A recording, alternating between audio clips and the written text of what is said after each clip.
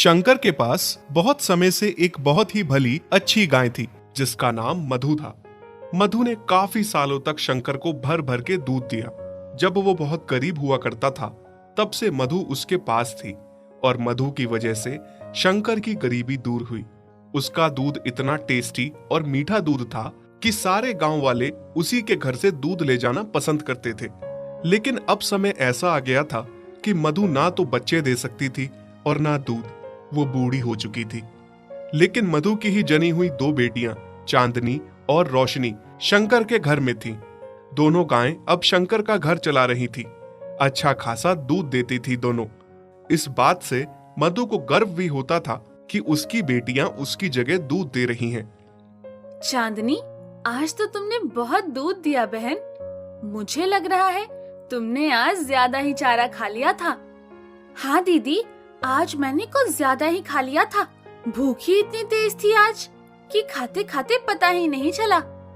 मेरी बच्चियों, मुझे इस बात का गर्व है कि मैं मालिक को दूध नहीं दे सकती। अब बूढ़ी हो गई हूँ, पर तुम दोनों मेरा अंश, मेरा नाम रोशन कर रही हो। मालिक को इतना दूध देके उनका घर चला रही हो।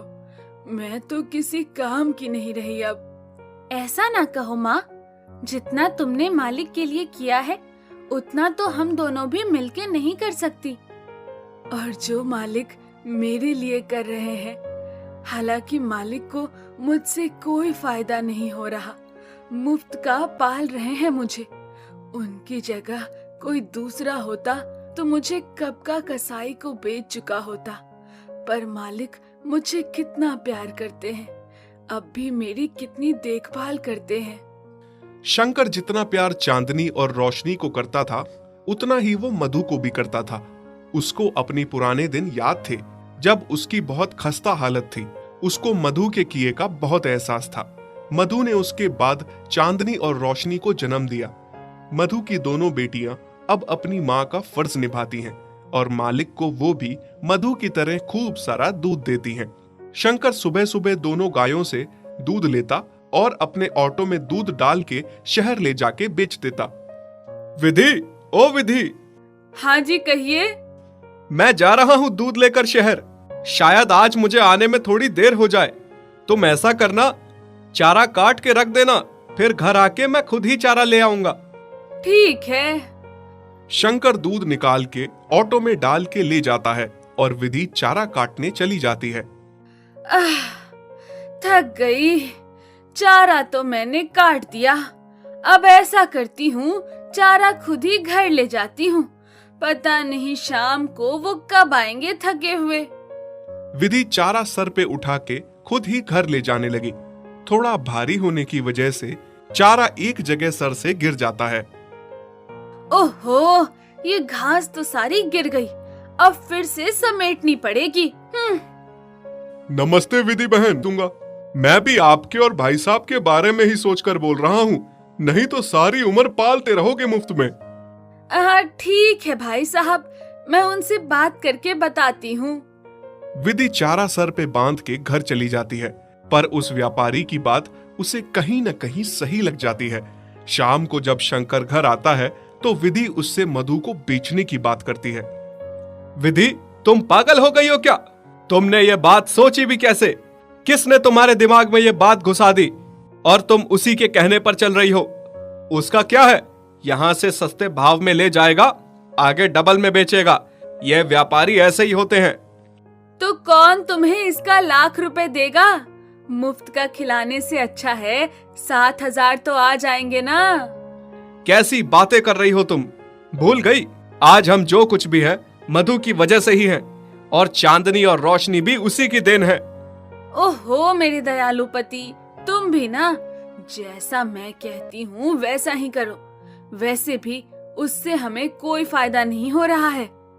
अच्छा, कल को मैं भी किसी वजह से अगर काम ना कर पाऊं, बीमार रहने लगूं, तो तुम मुझे भी घर से निकालने की बात करोगी? बस, मैंने कह दिया, मधु यहीं रहेगी हमेशा मेरे साथ, मेरे घर में। वो इस घर के लिए बहुत शुभ है।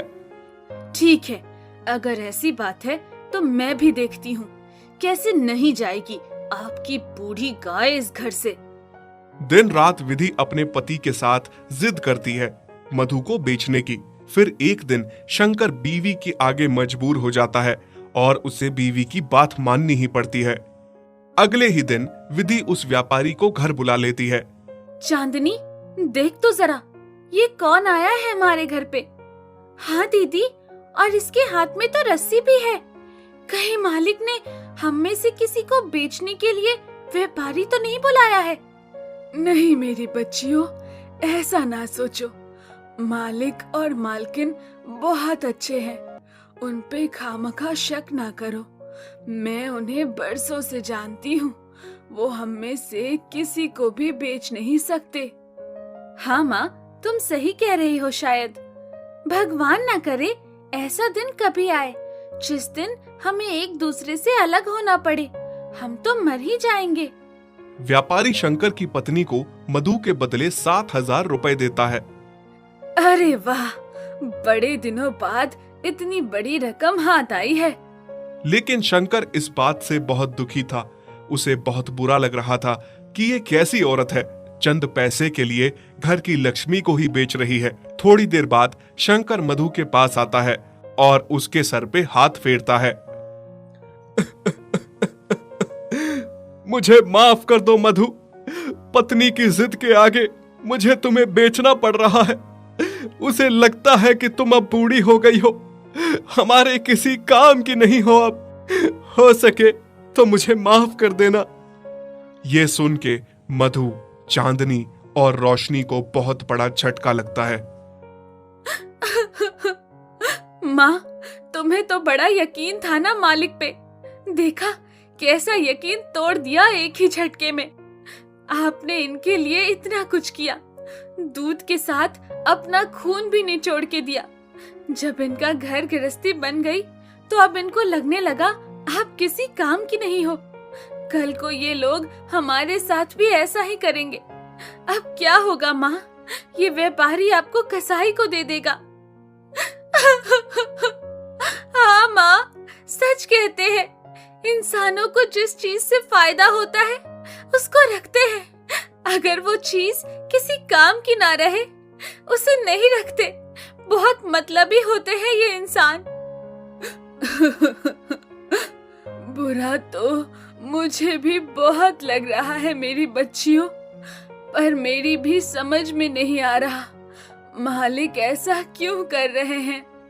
तभी व्यापारी मधु को रस्सी से बांध के वहां से ले जाने लगता है। चांदनी और रोशनी बहुत रोती हैं। माँ, माँ, माँ, हम आपके बिना कैसे रहेंगे? जाते जाते मधु की आंखों में बस आंसू थे। वो तो अपने मालिक से उसके बेचने का शिकवा भी नहीं कर पाई। व्यापारी उस बुजुर्ग गाय को रास्ते में खूब मारते मारते ले जाता है। घर पहुंच के उसे गौशाला में बांध देता है और खूब सारा चारा खिलाता है। लेकिन मधु को पता था कि उसे खूब खिलाएगा पिलाएगा, फिर कसाई को उसे बेच के मोटी रकम हासिल करेगा। फिर थोड़ी देर में कसाई व्यापारी से मिलने आता है। व्यापारी उसे कहता है कि कुछ दिनों में आके उसे ले जाए। नहीं नहीं, ये व्यापारी तो मुझे कसाई को सौंप रहे हैं। मुझे नहीं मरना। मालिक, आपने ऐसा क्यों किया? मेरी क्या गलती थी? हाँ, मुझे इतनी जल्दी हार नहीं माननी चाहिए। मुझे वापस मालिक और अपनी बच्चियों के पास जाना होगा। न जाने मेरी बच्चियों का मेरे बिना क्या हाल है। उधर चांदनी और रोशनी का अपनी माँ के बिना बहुत बुरा हाल था। फिर रात में जैसे तैसे गले का खूंटा तोड़ के मधु भागती हुई घर पहुंच जाती है।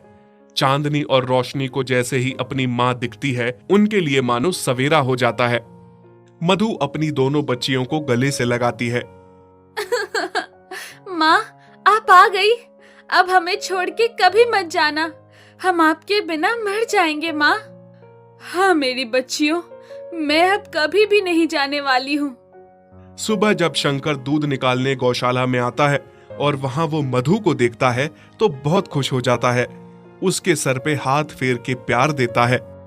विधि, विधि देखो तो कौन आया है। अरे क्यों चिल्ला रहे हैं आप? कौन आया है?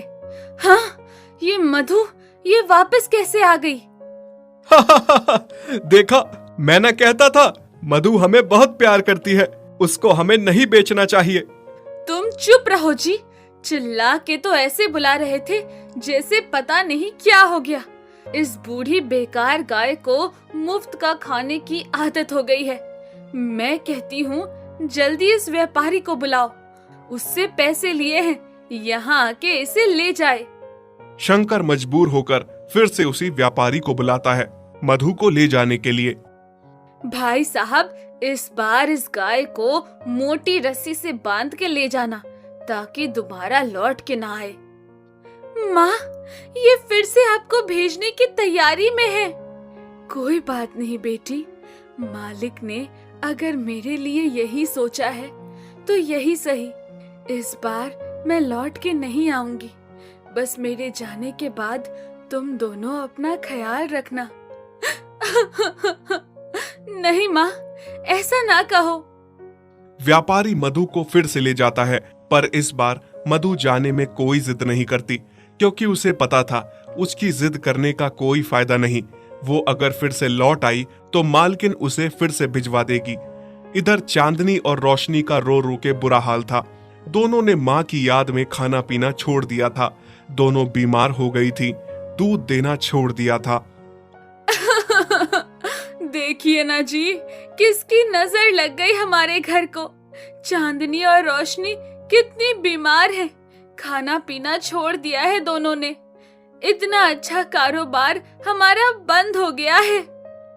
ये और कुछ नहीं, मधु का फिटकार लगा है हमें।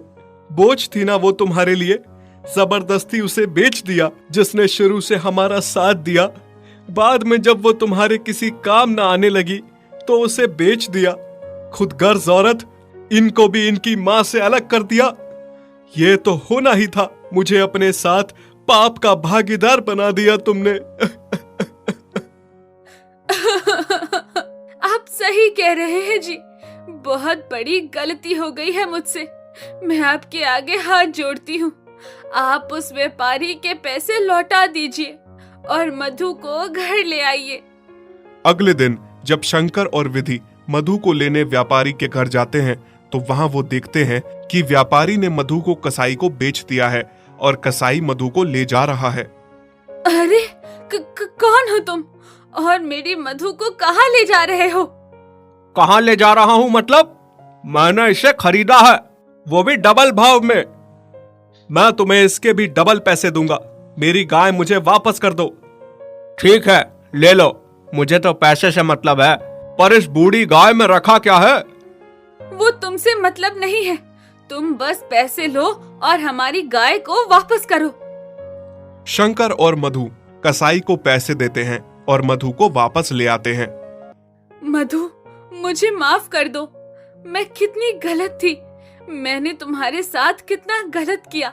मेरी वजह से आज तुम्हारे साथ वो कसाई न जाने क्या कर लेता। हाँ मधु, अब जो भी हो जाए, मैं तुम्हें कभी खुद से अलग नहीं करूंगा। जब चांदनी और रोशनी अपनी माँ को वापस पाती हैं, तो बहुत खुश हो जाती हैं और दोनों अपनी माँ के गले लग जाती हैं। राम जी के पास एक गाय थी जिसका नाम चांदनी था और एक बैल था जिसका नाम चांद था। चांदनी बहुत जल्द एक बच्चा देने वाली थी। राम जी अपनी गाय और बैल से बहुत ही प्यार करता था। चांदनी और चांद एक दूसरे से बहुत प्यार करते थे। चांद तो मानो पति की तरह चांदनी का ख्याल रखता था। एक दिन राम जी अपनी पत्नी लक्ष्मी से कहता है, लक्ष्मी, ओ लक्ष्मी, अब जल्द ही हमारे भाग खुलने वाले हैं। बहुत जल्द चांदनी को बच्चा होने वाला है। उसके बाद चांदनी खूब सारा दूध देगी। उस दूध को बेचने मैं शहर जाऊंगा। हम खूब सारे पैसे कमाएंगे। हाँ जी, आप सही कह रहे हैं। फिर कुछ दिन बाद चांदनी एक छोटे से बछड़े को जन्म देती है। राम जी और लक्ष्मी बहुत खुश हो जाते हैं। कुछ ही दिनों में राम जी की अच्छी खासी कमाई चलने लगती है। चांदनी जो भी दूध देती थी, राम जी उसे सुबह शहर जाकर बेचता था। फिर एक दिन राम जी दूध बेच के शहर से घर लौटा। तभी पीछे से एक आदमी राम जी को आवाज लगाता है, राम जी भाई, सुनिए तो। हाँ बोलो, क्या बात है भाई? भाई, मैं यहाँ से गुजर रहा था तभी मेरी नजर तुम्हारे बैल पर पड़ी। तुम्हारा बैल मुझे बहुत अच्छा लगा। मैं बैलों का व्यापारी हूँ।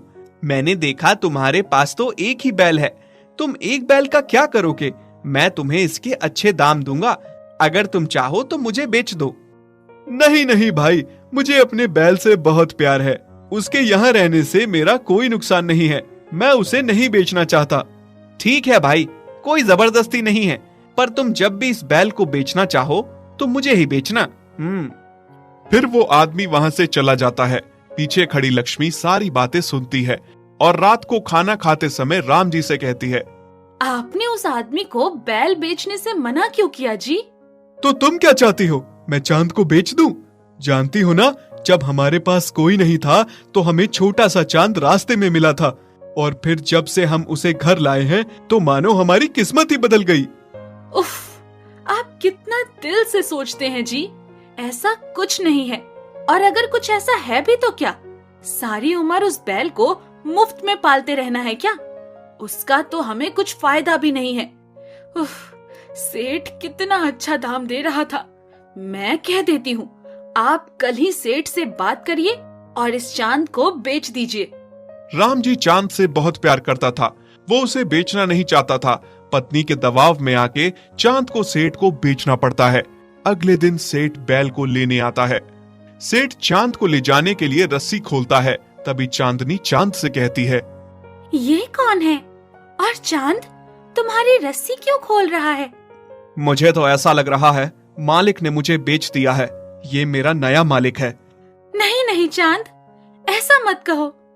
तुम चले गए तो तुम्हारे बिना मेरा और हमारे बच्चे का क्या होगा? ऐसा नहीं हो सकता।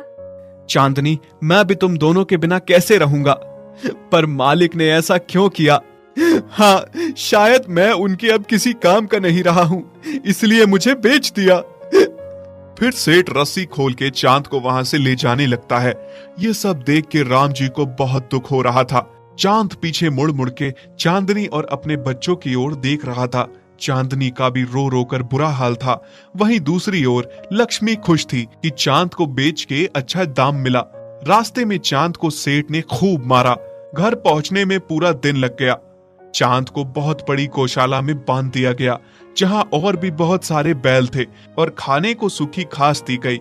चांद का उस अनजानी जगह पर बिल्कुल भी मन नहीं लग रहा था। उसने वो सूखी घास नहीं खाई और पूरी रात वहां से भागने की योजना बनाने लगा।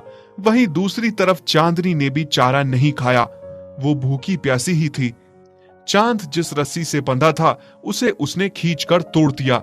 अगले दिन जब चांदनी ने देखा तो चांद उसके सामने था।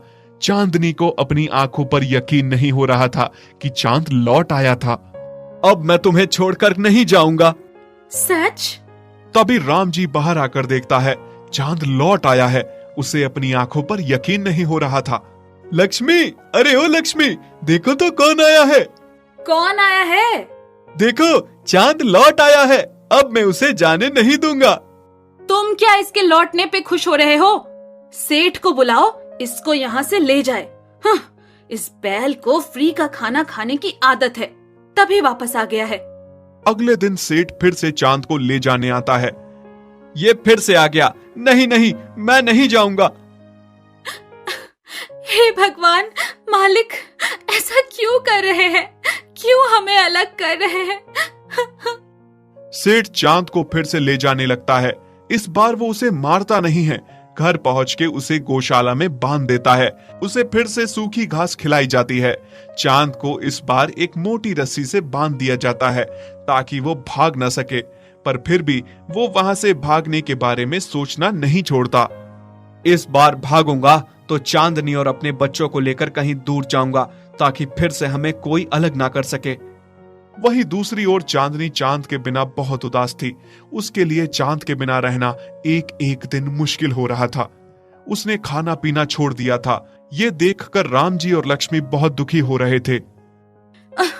देखिए ना जी, हमारी लक्ष्मी को अचानक से क्या हो गया है?